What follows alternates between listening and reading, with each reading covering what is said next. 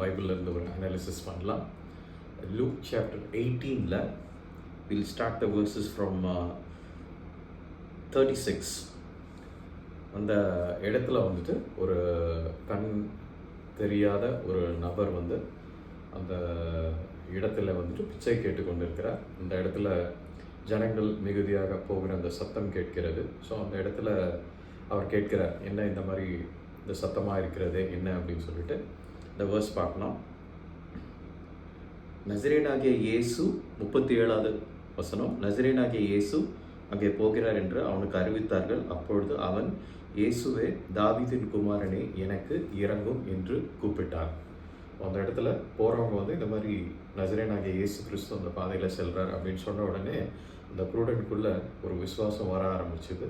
என்ன அப்படின்னா, நிச்சயமாக இயேசு செய்த அற்புதங்கள், அவர் செய்த வல்லமையான காரியங்களில் எல்லா இடமும் பிரஸ்தாவப்படப்பட்டது. ஸோ அதில் இந்த கண் தெரியாத இந்த நபரும் வந்து அந்த விஷயங்களை கேட்டிருக்கார். ஸோ அதன் மூலமாக அந்த இடத்துல இயேசு இருக்கிறார் அப்படின்னு சொன்ன உடனே அவர் என்ன பண்ணிட்டாரு, ஓகே, நிச்சயமாக எனக்கு கண்ணு கிடைக்கிறதுக்கான வாய்ப்பு அதிகமாக இருக்குது அப்படின்னு சொல்லிட்டு, தாவீதின் குமாரனே எனக்கு இறங்கும் அப்படின்னு சொல்லிட்டு ரிக்வெஸ்ட்டை ரைஸ் பண்ணுறார்.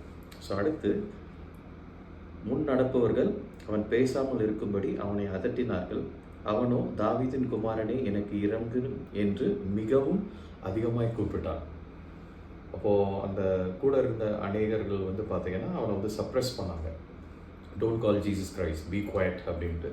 பட் அவனுக்கு வந்துட்டு அந்த கண் இல்லாதது எவ்வளோ பெரிய பிரச்சனைன்றது அவங்களுக்கு தான் தெரியும்.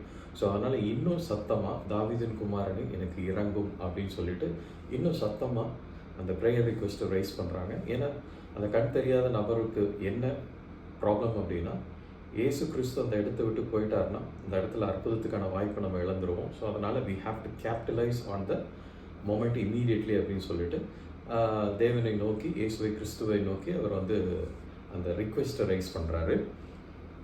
இயேசு நின்று அவனை தம்மிடத்தில் கொண்டு வரும்படி சொன்னார். அவன் கிட்ட வந்தபோது அவர் அவனை நோக்கி, இந்த கான்வர்சேஷனை வந்து இனிஷியேட் பண்ணுறார். இயேசு கிறிஸ்து, எல்லாரும் அவரை தடுத்தாங்க. இயேசு கிறிஸ்து அவரை பார்த்ததும் அவர் கிட்ட கூட்டிகிட்டு வாங்கன்னு சொல்லிட்டு வந்துட்டு அந்த இடத்துலேருந்து ஒரு கான்வர்சேஷனை இனிஷியேட் பண்ணுறார். ஸோ எப்பவுமே ஆண்டவரோட நம்ம ஒரு கான்வர்சேஷன் எப்பவுமே வந்துட்டு அந்த ஃப்ரீக்குவென்சியில் நம்ம இருக்கணும். ஆண்டவர் பேசுகிறது நம்ம கேட்கணும். நம்ம ஆண்டவரோட அந்த கான்வர்சேஷனை பில்ட் பண்ணணும். ஏன்னா அங்கே தான் கீ ரெவல்யூஷன்ஸ் நமக்கான விஷயங்கள் வரும்.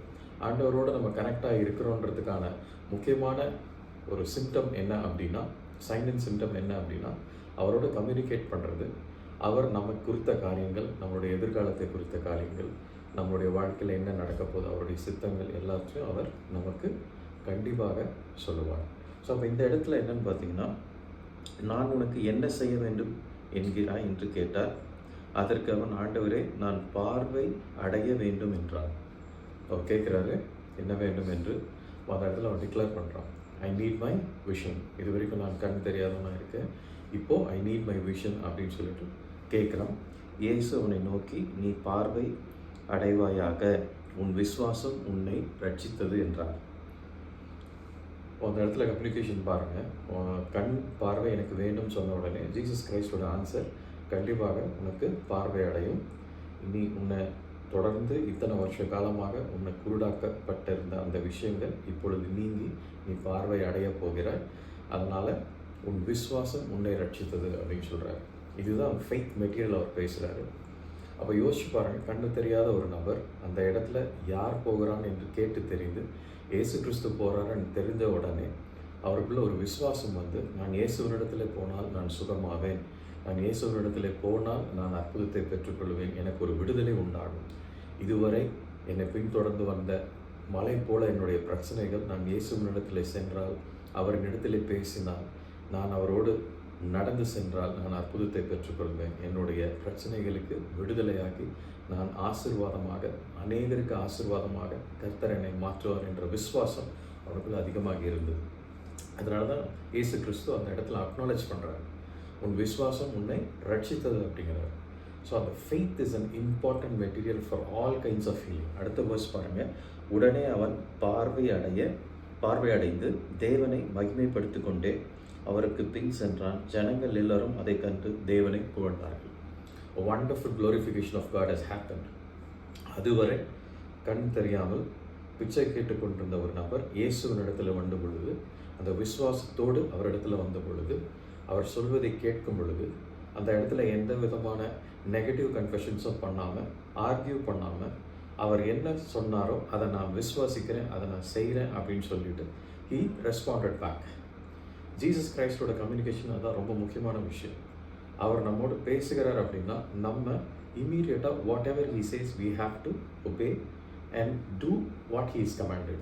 இப்போ அந்த இடத்துல ஆர்கியூமெண்ட்டோ இல்லை விதண்டாவாதமான ஒரு விஷயங்களோ அந்த இடத்துல டைம் வேஸ்ட் பண்ணாமல் ஆண்டவர் என்ன சொல்கிறாரோ அதை நம்ம கேட்டு நடக்கும் பொழுது அந்த இடத்துல அற்புதம் நிச்சயமாக நடக்கும். அப்போது அந்த கண் தெரியாத நபர் தாவீதின் குமாரனே எனக்கு இறங்கும் என்று சொல்லும் பொழுது கர்த்தர் அவருக்கு கொடுத்த பதில் என்ன? உன் விசுவாசம் உன்னை ரட்சித்தது. அப்போ இன்றைக்கும் நமக்கு ஏகப்பட்ட பிரச்சனைகள் இருக்கலாம். வியாதியாக இருக்கலாம், குடும்ப பிரச்சனையாக இருக்கலாம், பண கஷ்டமாக இருக்கலாம், இல்லை வேறு ஏதாவது ஒரு மன அழுத்தமாக இருக்கலாம். எந்த பிரச்சனையாக இருந்தாலும் நாம் இயேசுவினிடத்தில் போகும் பொழுது, அவரிடத்தில் பேசும் பொழுது அவருடைய வார்த்தையை அனுப்பி நம்மை குணமாக்குகிறார். நம்மை அழிவிலிருந்து நம்ம ஆத்மாவை தப்புவித்து ஒரு ஜீவனை கொடுக்கிறார். இப்போ பழைய காரியம் எல்லாத்தையும் தூக்கி போட்டுட்டு புதிய சிருஷ்டியாக நம்மை மாற்றக்கூடிய வல்லமை இயேசுவினிடத்தில் இருந்தது. அப்போது ஆரம்ப காலத்தில் உலகம் முழுவதும் இருளாக இருந்தபோது அவர் ஒளி உண்டாக கடவுள் என்று சொன்னார். உடனே அந்த இடத்துல ஒளி உண்டாயிற்று. That's called speaking life. அவர் கட்டளையிட்டால் அது நிச்சயமாக நடக்கும்.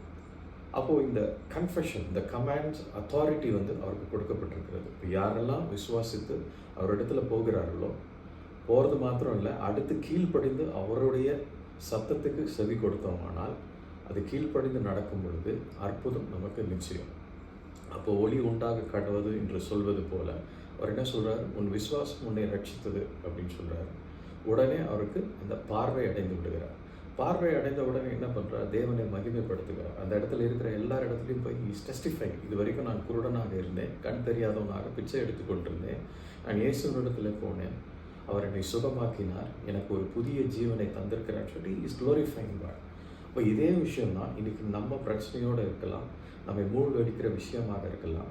நாம் இயேசுவை தேடி போடும்பொழுது, அவருடைய வார்த்தைக்கு நாம் கீழ்ப்படிந்து நடக்கும் பொழுது நம்முடைய இந்த மலை போல காரியங்கள் எல்லாம் சுக்கு நூறாக உடைந்து ஒரு பெரிய விடுதலை இயேசு கிறிஸ்து நமக்கு தருகிறார். அப்போ அவர் சொல்கிற வார்த்தை அதுதான், உன் விசுவாசம் உன்னை ரட்சித்தது, உன் விசுவாசம் உனக்கு விடுதலை பெற்றுக்கொண்டது, உன் விசுவாசம் உன்னை வியாதியிலிருந்து சுகமாக்கினது, உன் விசுவாசம் உன் கடன் பிரச்சனையிலிருந்து உன்னை விடுதலையாக்கியது. அப்போ இந்த விசுவாசத்தில் நம்ம நிலைச்சி நிற்கும் பொழுது தான் நம்மளுடைய பிரச்சனைகளை ஃபோக்கஸ் பண்ணாமல் இயேசுவை நோக்கி ஃபோக்கஸ் பண்ணணும். அப்போ எப்போ நம்ம இயேசுவை நோக்கி ஃபோக்கஸ் பண்ணுறோமோ அப்போவே நம்மளுடைய மைண்ட் கம்ப்ளீட்டாக ரெனியூ ஆகிடும். அப்போ அந்த ரெனியூடு மைண்ட் இன் கிரைஸ்ட் என்னென்னா, லாஜிக்கை யோசிக்காது, கர்த்தருடைய சத்தியத்தை நோக்கி போகும். அப்போது ஆவியானவர் எங்குண்டோ அந்த இடத்துல விடுதலை உண்டு. சத்தியத்தை அறிவீர்கள், சத்தியம் உங்களை விடுதலை ஆகும். அப்போ இயேசுவின் இடத்துல போகும் பொழுது, அந்த கீழ்ப்படிந்து அவருடைய வார்த்தைகளை கேட்கும் பொழுது நம்முடைய விசுவாசத்தினால நம்முடைய பிரச்சனைகளை முற்றிலும் நம்மை ஜெயம் கொள்கிறவர்களாக அவர் மாற்றுகிறார். That's the most important thing. அப்போ நம்ம ஜெயித்து மற்றவர்களையும் ஜெயிக்க வைக்கும்படி இயேசுடைய வல்லமையை நாம் மற்றவர்களுக்கு அறிவிக்கிறவர்களாக கர்த்தர் நம்மை அபிஷேகித்து நம்மை புறப்பட பண்ணுகிறார். அதுதான் முக்கியமான விஷயம். அப்போது அந்த இயேசுவினிடத்துல வரும் வரைக்கும் அந்த கண் தெரியாத அந்த நபருக்கு எதிர்காலம் என்னவென்றே தெரியாது. ஒரு இருள் சூழ்ந்த நிலைமை. பிச்சை கேட்டு தான் தன்னுடைய வாழ்வாதாரத்தை நடத்தும். இயேசுவை கண்டவுடனே, அந்த சுகத்தை பெற்றுக்கொண்ட உடனே ஒரு வாழ்க்கை தலைகீழாக மாறினது. அப்போ அவன் இந்த பார்வை அடைந்து விட்டான். இனி அவன் ஒரு வேலைக்கு போகலாம், தன்னுடைய எதிர்காலம் என்ன என்பதை அவன் டிசைட் பண்ணுற அளவுக்கு அவனுக்கு ஒரு டெலிவரன்ஸ் அந்த இடத்துல கொடுக்கப்பட்டிருக்கிறது. அப்போது நம்மளுடைய பிரச்சனையை அதிகமாக ஃபோக்கஸ் பண்ணாமல், எவ்வளோ பெரிய பிரச்சனையாக இருந்தாலும் அங்கேருந்து நம்ம மைண்டை ஷிஃப்ட் பண்ணி இயேசுவை நோக்கி பார்க்க வேண்டும். ஏனென்றால் நமக்கான விடுதலை, அற்புதம், சுகம் எல்லாமே இயேசுவினிடத்திலிருந்து தான் நமக்கு 100% கேரண்டி வருது. உங்களை விடுதலையாக்க முடியும், சுகமாக்க முடியும், உங்களுக்கு பிரச்சனை இருந்து நான் தீர்வு கொடுக்குறேன் எந்த ஒரு மனிதனாலும் கான்ஃபிடென்ட்டாக 100% சொல்ல முடியாது. அதுவரை சொன்ன மனிதர்களாக நாளைக்கு இருப்பாங்களா அப்படிங்கிறதே ஒரு பெரிய கேள்விக்குறியான விஷயம். ஆனால் நம்மை அழைத்த தேவன் உண்மையுள்ளவர். அவர் ஒருபோதும் நம்மை கைவிடாமல் நம்மளை கரம் பிடித்து நம்முடைய வாழ்க்கையில் இருக்கிற எல்லா பிரச்சனைகளிலும் அவர் விடுதலையாக்க வல்லவராயிருக்கிறார். நம்ம செய்ய வேண்டியது என்ன? அவருக்கு கீழ்ப்படிந்து அவரிடத்துல அந்த மன்னிப்பை பெற்றுக்கொண்டு, இந்த ரிப்பென்டன்ஸ் ரொம்ப முக்கியமான விஷயம். நமக்கு ஒரு விடுதலை ஆகாமல் இருக்கிறதுக்கு காரியம் என்னென்னா, இந்த ரிப்பென்டன்ஸ்குள்ளே போகாது. ஸோ ஒன்ஸ் நம்ம கன்ஃபெஸ் பண்ணி ரிப்பெண்ட் ஆகி ஆண்டவருக்குள்ளே வந்துட்டோம்னா, அடுத்து கீ மெட்டீரியல் என்ன? Obedience to his word. அவருடைய வார்த்தைக்கு கீழ்ப்படிந்து நம்ம நடக்க வேண்டும். அவருக்கு கீழ்ப்படிந்து நடக்கும் பொழுது தான் நமக்குள்ளே இருக்கிற விசுவாசம் அதிகரிக்கும். அந்த விசுவாசமே உலகத்தை ஜெயிக்கிற ஜெயம்.